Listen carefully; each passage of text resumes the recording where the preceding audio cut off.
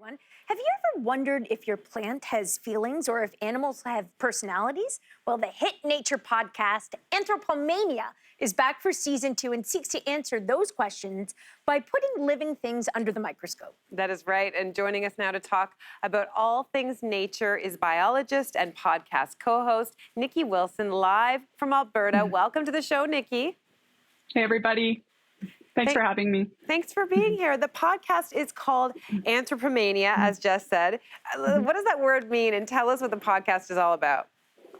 Right. It's a bit of a mouthful, isn't it? But really, the word, we just made it up. It comes from the word anthropomorphism, which is just a word that describes how humans project our stuff onto other living things. You know, how we kind of attribute humanness to wildlife or livestock. And so we really wanted to get into the podcast and talk about the weird and bizarre and off-the-wall relationships we have to other living things. And that's taken us to some really crazy places. For example, we did an episode on taxidermy, and I thought it was going to be all, we're going down into the basement and creepy. But in the end, it was delightfully about sculptors and artists and nature lovers. So it's been really fun so far.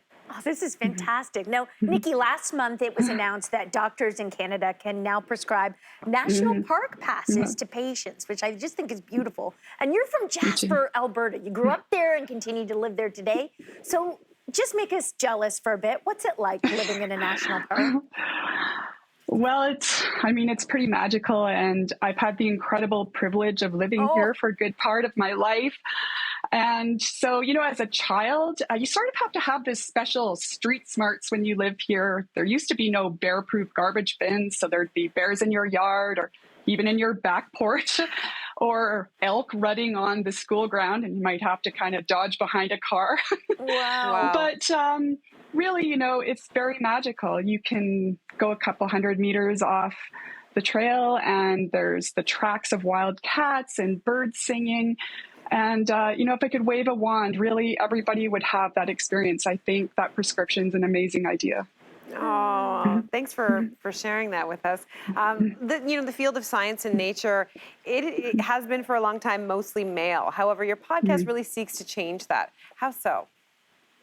Yeah, that's really important to us. So to start with, our podcast is produced by Lightscope Creative. Our producer is Fran McKinnon. Hello, Fran. And that's a female-led company.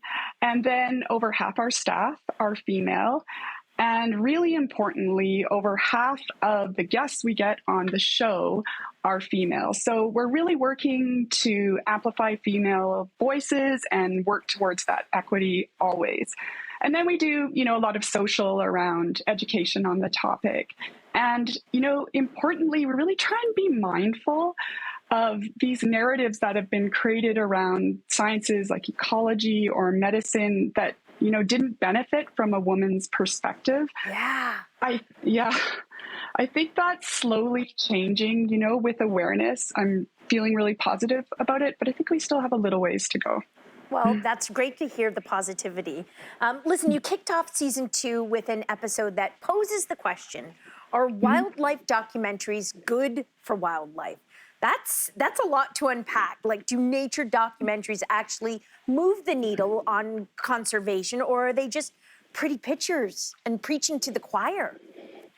And so, you know, there's no denying that millions of people have watched My Octopus Teacher or some of the BBC, like the big blockbusters. Right. And so they're definitely gaining an appreciation and, you know, an awareness of wildlife. But we wanted to know if it went further than that. And to be honest, we didn't find a lot of research on this topic, but there is some. We talked to a behavior change specialist at Oxford. His name's Diogo Verissimo, and he studied Blue Planet 2, which was another big BBC blockbuster about the ocean. And it also raised the issue of plastics pollution. And that documentary moved people so much that British Parliament actually passed some policy around plastics. What was really interesting, though, is Verissimo's research showed that people didn't really change their behavior long term. So they were really moved by it, but it wasn't enough to change future actions. That's interesting. I mean, it's Yeah. interesting, like, documentarians have a lot of heart. And do you think it's the responsibility of, people like you, people who are documentary makers, to actually change hearts and minds? Yeah, I think that's a great question. And to be honest, I really struggled with that because I think there's nothing wrong with making something beautiful and entertaining. And, we all really needed that in the pandemic, especially. But the doc makers we interviewed themselves were saying that they hoped their material would create change and awareness. And we also kept hearing this criticism that wildlife documentaries don't really show the reality for a lot of the wildlife that they're recording, the city of 10 million people next door or the deforestation that's happening all around them. So, given the prominence of the biodiversity crisis and climate change, we really felt it was a legitimate question to ask. Wow. Well, let's stick with climate change for a second, because obviously it's a huge concern. What is your podcast doing to accelerate that conversation? So we're pretty concerned about climate change, and we feel a real urgency around it. I mean, back to the documentary episode, that's part of the reason why we framed it that way. Do we even have the luxury anymore of making things that don't address this topic? And, we need to make change. We need to address it because, as you both probably know, a couple of weeks ago, the Intergovernmental Panel on Climate Change just came out with their new report. And we've kind of gone past a tipping point with climate change. So before we were talking about stopping it or slowing it down. And now, we're still trying to do that. But now we're also talking about adapting to this new climate future with, economic, social, environmental hazards we won't have seen before. So we need to actually transform the way we are talking about this and addressing that. And that's going to be very forefront in the way we look through our lens on Anthropomania. Well, we look forward to that. Now, Niki, one of your episodes is called Smarty Plants, and you talk about this idea that plants actually communicate with each other. And I think we've all heard that. I've heard about trees doing this too. It's so interesting to me. So talk to us about this. Should we be talking to our plants? Yeah, absolutely. I do. Got my buddy right here. Oh my gosh. I just fell in love with this episode, and I now kind of see plants as just slow animals. As you said, they communicate with each other underground, along their root systems. There's all these microbes. There's just like tons of communication happening down there.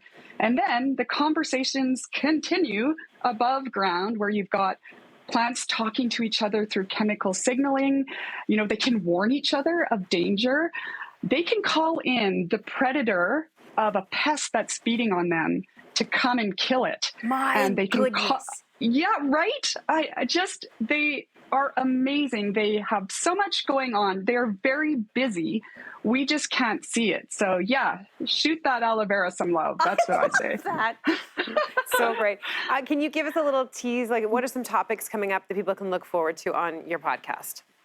You bet. Our next episode is actually on chickens. We did a major deep dive on everything from what began as sort of a warbird to how we got broiler chickens of today, which is a crazy story. And then, of course, the pandemic crazed backyard chickens. So that's what's coming up. Oh my gosh, I cannot wait to watch this. This whole interview has been fascinating. Thank you so much for joining us, Niki. It's been a pleasure. Great to meet you both. And remember, you can dive deeper into season 2 of Anthropomania anywhere you listen to your podcast.